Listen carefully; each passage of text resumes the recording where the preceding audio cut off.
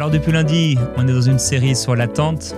L'attente, quelque chose qui n'est pas toujours facile. On est là dans l'ascenseur de la vie.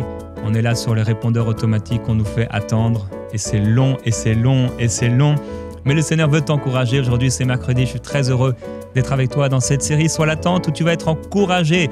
Et je prie que la patience du Seigneur puisse produire en toi la persévérance afin que tu sois pleinement accompli, prêt à faire la volonté de Dieu et ne pas t'impatienter. C'est d'ailleurs le thème de la pensée du jour aujourd'hui sur cette impatience. Est-ce que l'impatience t'empêche d'obéir au Seigneur ? Et chaque mercredi ensemble, on est en train de voir, donc depuis la semaine dernière, on a commencé avec le livre de la Genèse. Je vais prendre en fait un verset de chaque livre de la Bible, de la Genèse jusqu'à l'Apocalypse. Donc on a commencé avec la Genèse, aujourd'hui Exode, et on va aller ainsi dans tous les livres de la Bible, parcourir ensemble les 66 livres de la Bible avec des thèmes variés qui vont nous encourager. Donc aujourd'hui, on va lire avec Marie Exode chapitre 6. Ainsi parla Moïse aux enfants d'Israël. Mais l'angoisse et la dure servitude les empêchèrent d'écouter Moïse. Alors, l'angoisse, la dureté de l'esclavage dans ma traduction, c'est l'impatience et la dureté de leur esclavage les empêchèrent de l'écouter ou les empêchèrent d'obéir. En effet, l'angoisse et l'impatience, ça va souvent ensemble. Dans nos difficultés, il est difficile parfois de pouvoir obéir au Seigneur, de pouvoir patienter. En réalité, ce qui rend les difficultés de plus en plus difficiles à gérer, c'est notre impatience dans la difficulté. C'est notre impatience et l'incapacité parfois de patienter pendant l'épreuve, pendant l'angoisse, pendant la difficulté. Et c'est ça qui rend la difficulté encore plus complexe dans nos vies. Un peu plus loin dans Exode, le peuple va murmurer contre Moïse en disant « Mais que boirons-nous » Donc ils ont soif, ils ont soif, ils ont soif. Et au bout d'un moment, c'est cette difficulté, mais c'est l'impatience dans la difficulté qui les fait murmurer contre Moïse et contre le Seigneur. Aujourd'hui, la pensée pour toi, c'est cet encouragement du Seigneur afin que tu ne puisses ne pas être impatient et que cette impatience te pousse à désobéir au Seigneur. Ça a été un peu le cas de Moïse ou le cas d'autres personnes qui ont été impatients et leur impatience a produit de mauvais fruits comme on va voir tout à l'heure. Donc je voudrais t'encourager dans cette pensée à faire attention à cette impatience et aussi à ces raccourcis qu'on peut chercher parce qu'on est impatient. Peut-être ça t'est déjà arrivé, moi ça m'est déjà arrivé.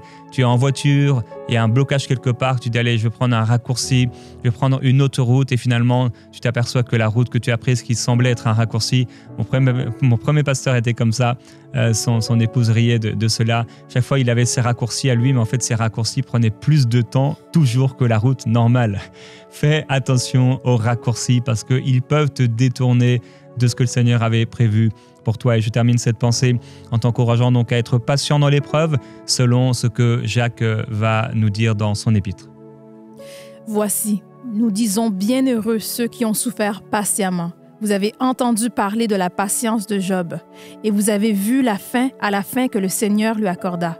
Car le Seigneur est plein de miséricorde et de compassion. Amen. On doit rappeler cela. Le Seigneur est plein, il est rempli de miséricorde et de compassion et il nous appelle à regarder à ces personnes qui ont souffert patiemment en se souvenant que, ok, il y a la patience dans l'épreuve, il y a les difficultés de la vie, il y a l'épreuve qui est difficile, mais à la fin, à un moment, le Seigneur va nous bénir, nous communiquer sa bénédiction et en réalité, il est même possible que la difficulté que nous sommes en train de vivre fait pleinement partie de la bénédiction parce qu'elle nous forme.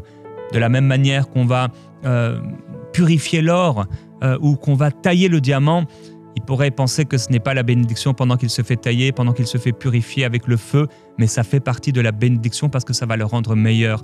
Alors, ne sois pas impatient, mais fais confiance dans le Seigneur et que la patience produise en toi une œuvre parfaite au nom de Jésus-Christ et t'amène à la persévérance.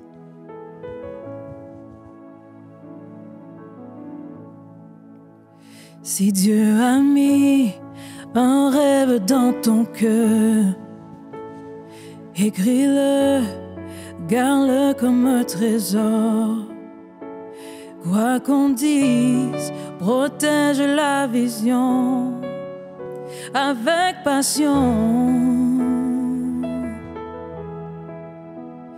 Quand tu sais de tout ton être que ce rêve ne vient pas de toi.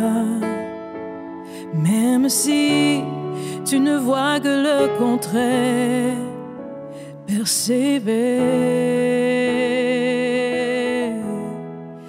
persévère,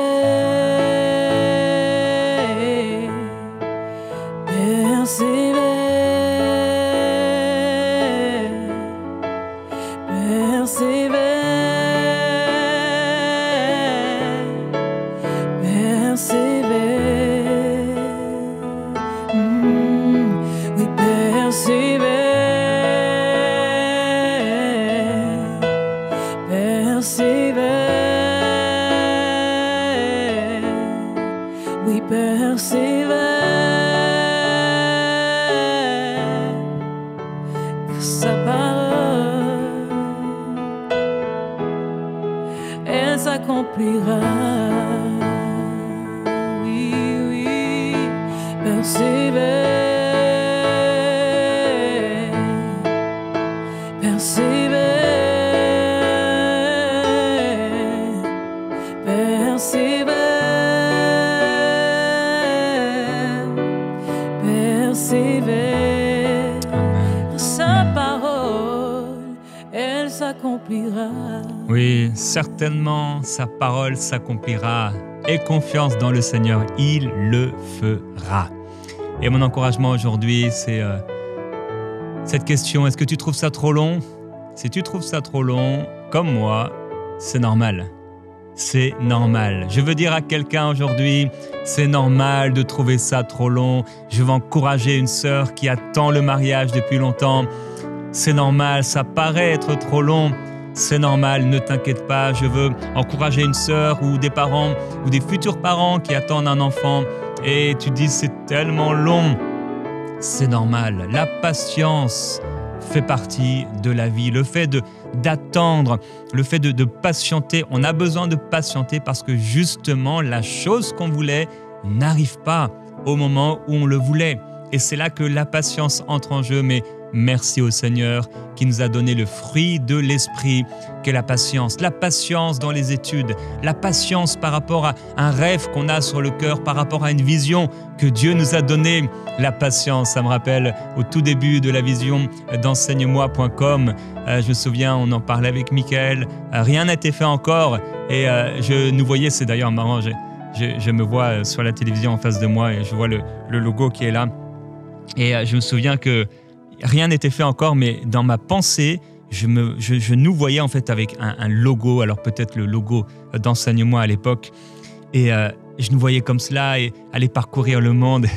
Et ça a pris du temps, ça a été des années de patience, de travail pour voir vraiment ce que le Seigneur nous avait mis à cœur. Et encore aujourd'hui, on n'a pas vu pleinement et totalement tout ce que le Seigneur a déposé dans nos cœurs il y a maintenant 20 ans. Oui, la patience, on en a besoin. Et on va le voir avec Jacques qui nous encourage à cela et qui nous parle aussi de l'épreuve dans Jacques au chapitre 1 et au verset 2 à 5.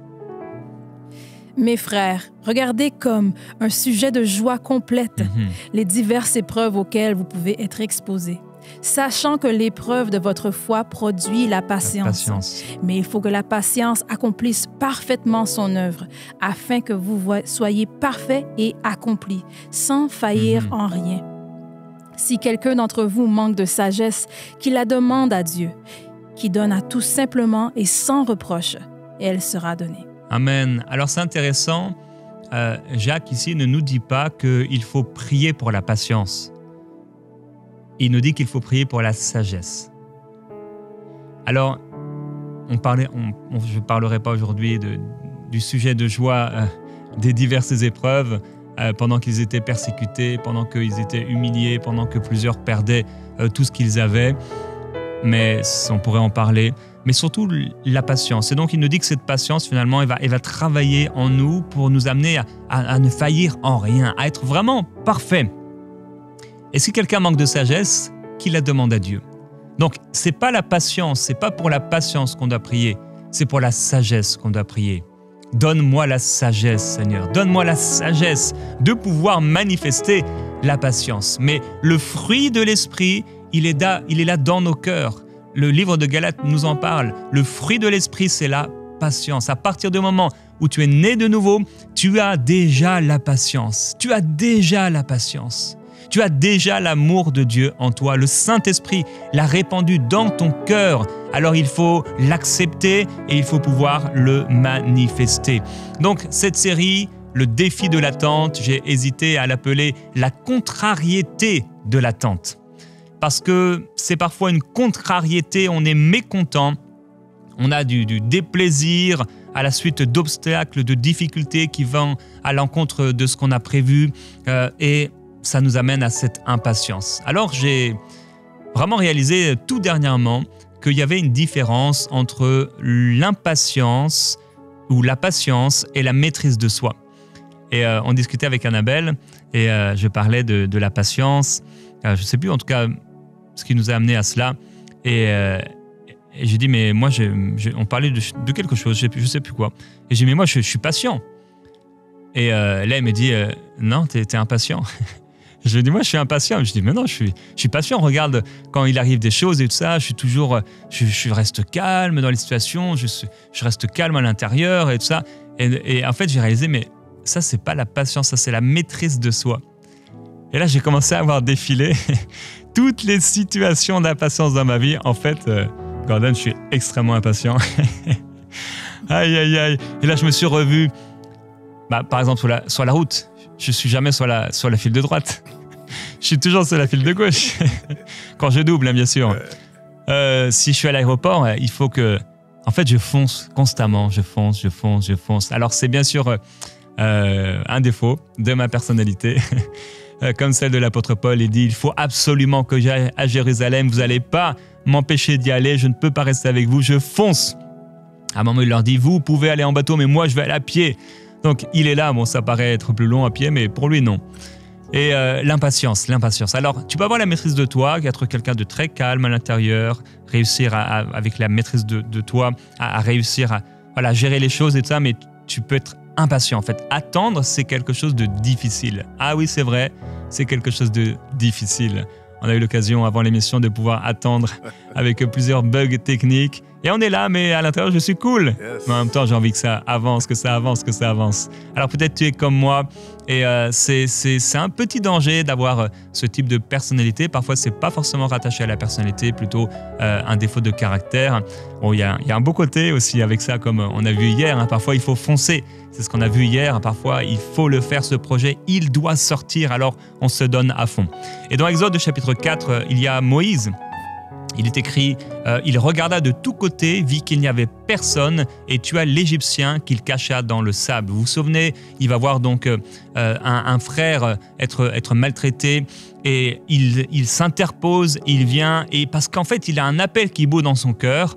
Il sait que le Seigneur l'a appelé à de grandes choses, à être un peu un justicier, quelqu'un qui va aider les autres, quelqu'un qui va rendre justice. Donc il a ça dans son cœur, il ne sait pas comment l'exprimer, mais il est impatient.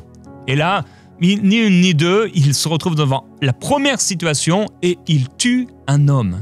Waouh, Moïse, l'un des plus grands leaders, celui qui deviendra l'un des plus grands leaders de l'Ancien Testament après avoir patienté 40 ans dans le désert après cette erreur.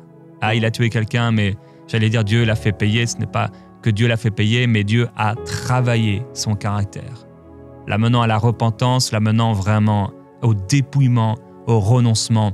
Seigneur, pardonne-moi d'avoir été impatient. Pardonne-moi d'avoir voulu chercher des raccourcis, faire les choses à ma sauce comme je l'ai voulu. Il fallait que la patience produise en Moïse la persévérance. Parce qu'il en aurait besoin pour diriger ce peuple pendant encore 40 ans, à nouveau dans le désert. S'il arrive des situations où tu as besoin de patience dans ta vie, dis-toi qu'il se peut que Dieu utilise ces choses pour te rendre prêt. Comme on l'a lu dans l'épître de Jacques, sans faillir en rien, être parfait et accompli. Demain, patienter pour cette chose, ce ne sera rien pour toi. Ça ne créera rien en toi. Tu ne seras pas en ébullition à l'intérieur, prêt à exploser. Tu pourras patienter. Peut-être, comme moi, avec une difficulté, tu aimerais que ça aille plus vite, mais ça ne produira rien de négatif dans ton cœur et dans ton caractère et dans tes paroles et tes attitudes. Garde une bonne attitude. Garde une bonne attitude. Et si tu trouves ça long, je voudrais t'encourager à progresser et à mettre en place les choses pour demain. Paul le dit à Timothée, on va lire ce verset dans 1 Timothée. Paul va encourager, si c'est long, à ne pas perdre le temps. Et je veux t'encourager, si c'est long, à ne pas perdre ton temps, mais à progresser. Encore. Prends ce temps pour progresser, pour avancer. Tu sais que tu es appelé à ça.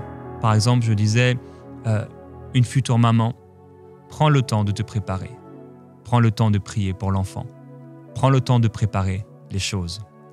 1 Timothée, chapitre 3, verset 14, il est écrit « Je t'écris cela avec l'espoir de te rejoindre bientôt. Cependant, si j'ai du retard, tu sauras ainsi comment il faut se conduire dans la maison de Dieu, qui est l'Église du Dieu vivant, pilier et soutien de la vérité. » Voilà Paul qui dit à Timothée qu'il va le rejoindre, mais c'est un espoir de le rejoindre bientôt.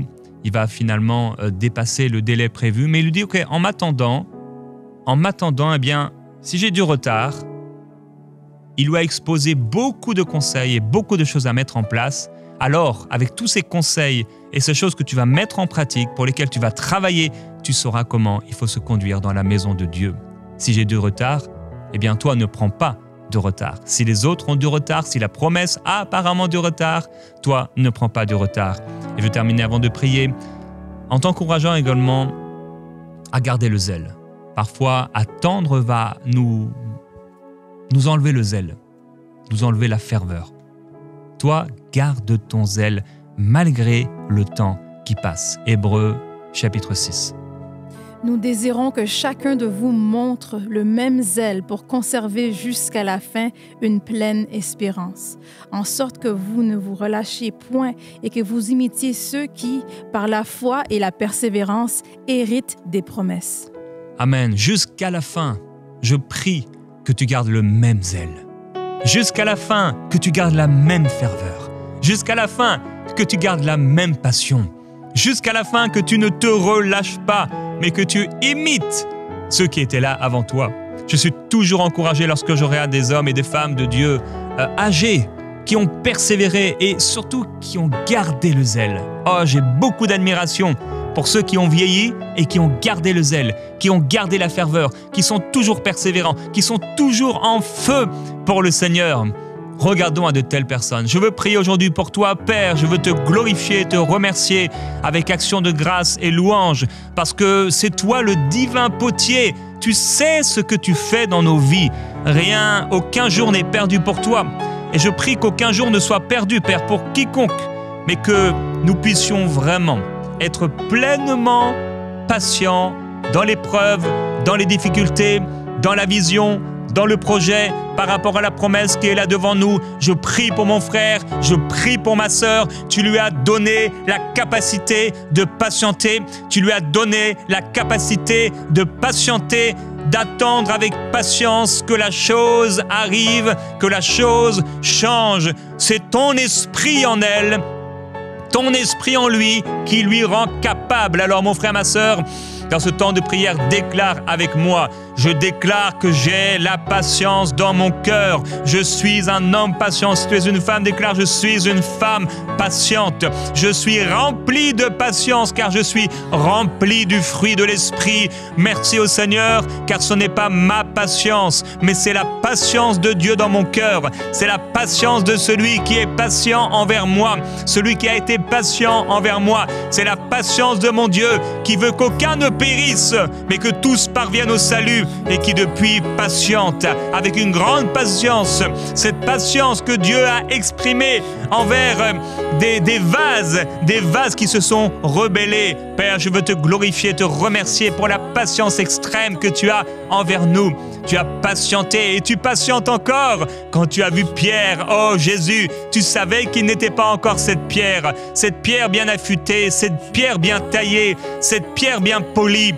Mais tu as été patient. Oh, 1 mois, 6 mois, 1 an, peut-être qu'il n'avait pas changé, 2 ans, 3 ans, et au bout de 3 ans et demi, le reniement de Pierre. Mais tu as été patient, Seigneur Jésus. Oh, je peux voir ton sourire sur ton visage en voyant Pierre encore ce jour-là. Après ta résurrection, il t'a renié, mais tu dis encore sur Pierre, je bâtirai mon église et les portes du séjour des morts ne prévaudront contre elle. Oh, tu as été patient, Seigneur Jésus-Christ, et tu es patient encore, assis auprès du Très-Haut, nous regardant, nous observant et intercédant pour nous. Tu intercèdes pour moi. Oh mon frère, ma sœur, remercie le Seigneur Jésus-Christ de ce qu'il prie pour toi maintenant. Dis-lui, Seigneur, merci. Jésus, tu pries pour moi. Seigneur, merci de prier pour moi. Merci de penser à moi. Merci d'être patient envers moi. Merci d'être fidèle envers moi. Tu es fidèle. Tu ne m'abandonnes jamais. Tu es toujours là. Chaque matin, tu es là. Et tu éveilles mon oreille. Oui, pour que j'écoute à la manière des disciples, que j'écoute ta parole. Oh, je ne veux pas de raccourci. Je ne veux pas faire comme Moïse, Seigneur, qui a cherché un raccourci en voulant bien faire, mais il a été impatient. Il a brûlé les étapes. Il est passé à travers le feu rouge. Il a brûlé les étapes. S'il avait frappé avec son bâton la mer, il ne se serait rien passé. Il fallait qu'avant tout, il apprenne la patience. Il fallait avant tout qu'il apprenne la maîtrise de soi. Père, je prie pour mon frère et ma sœur. Tu lui as donné cette patience. Tu lui as donné cette maîtrise, qu'elle puisse s'exprimer. Alors je prie, Père, donne-lui ta sagesse. Donne ta sagesse à mon frère. Donne ta sagesse à ma sœur. La capacité et l'intelligence de gérer la patience, de gérer le temps, de gérer les saisons. Seigneur Jésus-Christ, oh, je prie pour une sœur qui se reconnaît. Elle se voit toujours affairée. Elle entre à la maison comme une trombe, comme une bombe qui arrive. Et quand elle entre à la maison, tu rentres à ta maison, ma sœur, et je te vois avec tes sacs, et tu déposes tes sacs, et tu déposes ton manteau, tu déposes tes affaires, tes clés, et tout doit être rapide, et tout doit être rangé, et tu es impatiente, et cette impatience se caractérise par une colère qui s'exprime à travers tes enfants, et même envers ton mari, et il faut que tout soit rangé et réglé dans la maison. Mais le Seigneur te dit, oh, comme il a dit à Marthe, tu t'agites et tu t'inquiètes pour peu de choses. Ma sœur, c'est avec un sourire sur le visage et plein d'amour que Jésus te regarde aujourd'hui et te dit, tu t'agites pour peu de choses. Je vais changer ta marche. Je vais changer ton caractère afin que mon esprit te contrôle, te dirige. Seigneur Jésus, merci. Je vois cette sœur rentrer chez elle avec une douce patience. Je vois cette sœur rentrer chez elle et manifester l'amour et la bonté envers les enfants, envers son mari, dans sa vie. Je te loue, Seigneur. Je vois encore un homme au travail. Le manque de maîtrise de toi t'amène à, pas toujours forcément à crier sur les autres, mais comme on dit parfois, à péter les plombs. Tu peux jeter des affaires au sol, tu t'énerves pour peu de choses et comme Marthe, toi aussi, tu t'agites. Tu t'agites. Mais dans une perspective éternelle, qu'est-ce que ce problème?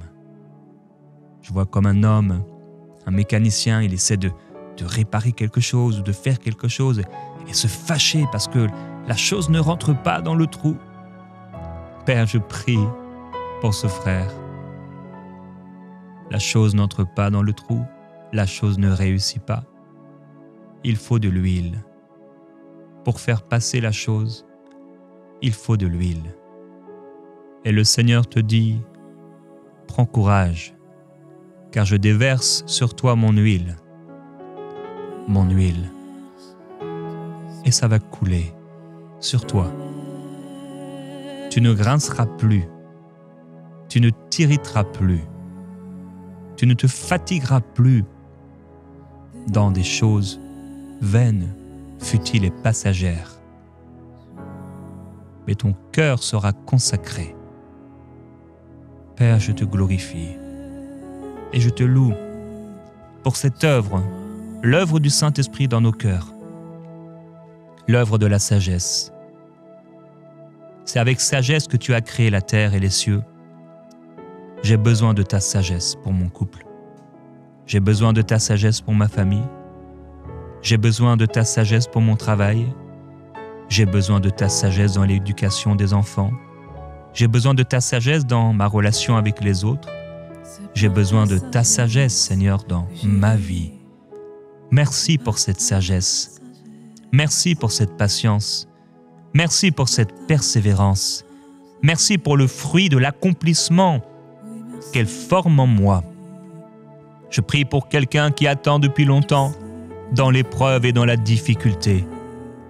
Comme Job, quand elle a entendu parler de Job et la fermeté de Job, elle se reconnaît dans cette fermeté, dans cette vie de Job, dans l'épreuve. Tu as peut-être dit, je suis comme Job dans l'épreuve. Le temps passe, c'est difficile. Je suis comme Job. Je suis un second Job. Mais le Seigneur te dit, regarde à sa fin. Regarde à cette partie de sa vie où la bénédiction a été multipliée. Alors oui, Père, je prie pour mes frères et mes sœurs. Ils ont été attaqués. Mon frère a été attaqué, ma sœur a été attaquée par le diable. Mais tu te lèves, Seigneur. Le dernier sur la terre, tu n'es jamais en retard. Et tu as dit, si la promesse tarde, attends-la, car elle arrivera. La promesse arrive. Cela arrive. Cela vient. Je vois le Seigneur arriver. Je vois le Seigneur se manifester. Je vois le Seigneur, comme l'ange, avec un vol rapide, venir et intervenir dans ta vie. Père, j'appelle cela dans sa vie. Au nom de Jésus, j'appelle cela, Seigneur. C'est normal d'attendre. C'est normal de trouver cela difficile dans la chair. Mais ton esprit nous permet de tenir. Ton esprit nous permet de ne pas vivre comme les autres. Ton esprit nous permet, en plein bouchon, de garder le cœur rempli de louanges, garder la paix, garder la joie. Père, nous refusons que chaque jour notre joie soit volée par les bouchons, que chaque jour notre joie soit volée par l'impatience, que chaque jour notre joie soit volée par les autres. Personne ne peut voler notre joie. Je refuse que ma joie soit volée. Déclare-le avec moi, mon frère, ma sœur. Je refuse que ma joie soit volée. Que ce soit par le diable, que ce soit par les autres, que ce soit par les circonstances, par les bouchons ou je ne sais quoi, le projet qui prend du temps, je refuse au nom de Jésus-Christ qu'on enlève ma joie. Je refuse qu'on enlève ma paix. Je refuse d'être impatient. Je refuse l'impatience. L'impatience ne fait plus partie de ma vie. Au nom de Jésus-Christ, je saisis la patience dans mon cœur. Je saisis le fruit de l'esprit. Oh, je déclare que je suis patient et pleinement persévérant.